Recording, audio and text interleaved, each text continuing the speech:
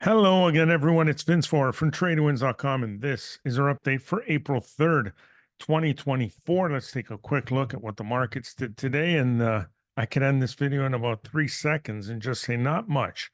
Not a whole lot has changed. The Dow was completely flat. If we look at where we closed yesterday, where we opened, and where we closed today, it is really right there, dead even. So absolutely nothing day for the Dow. The S&P up almost 10 points here, holding the 20. That's about the most significant thing we can walk away with today. But again, a very, very quiet day overall. The Nasdaq up 62 points, hovering right or just above the 20 there. Again, if you look at the last couple weeks here, really not much going on at all. The Russell 2000 up 16 points. Again, we had dip below the 20. We came back, closed above that. That's all right. We'll take it. But again, not a whole lot to talk about. Now, the two that we should be talking about, crude oil continues to run here, up, 0.5% today, another nice move, just a nice, slow, steady climb. That's what you want to see. We still have plenty of room for upside here. Looks like we're making our way up to the prior pivot here at 90. We're just above 85. I think there's more room to go there. And gold looks fantastic. Day after day, new high, new low from the previous day, up 37.5 points today. This just looks great. There's no denying that. Silver also looking good here, has had a real strong past 4 or 5 trading sessions.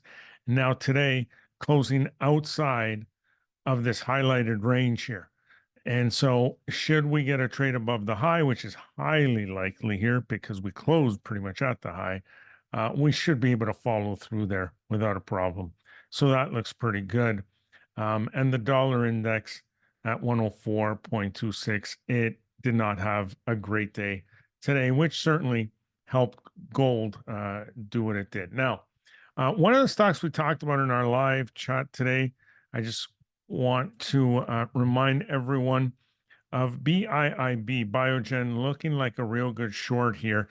Not only is it in a sustained downward trend here on the daily, the weekly, and the monthly, but we are now out of this channel. Here we are closing out now. This is the monthly chart. It's early in the month. We haven't closed there yet, but look at where we are and look at this gap. And the reason why I wanted to just highlight this once again is not only because of the enormous opportunity to the downside here from, where we are now, 206 down to about 70. But just to say, when you see something like this, try to resist the urge of racing in here and and trying to chase after this, right? Whether it's a long opportunity or a short, it works the same way. If we're going to move from 206 down to 70, there's plenty of time for this to move down, retrace, set up again, move down, retrace, set up again, etc. So don't rush in after these. Excuse me. Just wait, let it come back towards that 20, set up again, and then go from there, and set up again, and then go from there.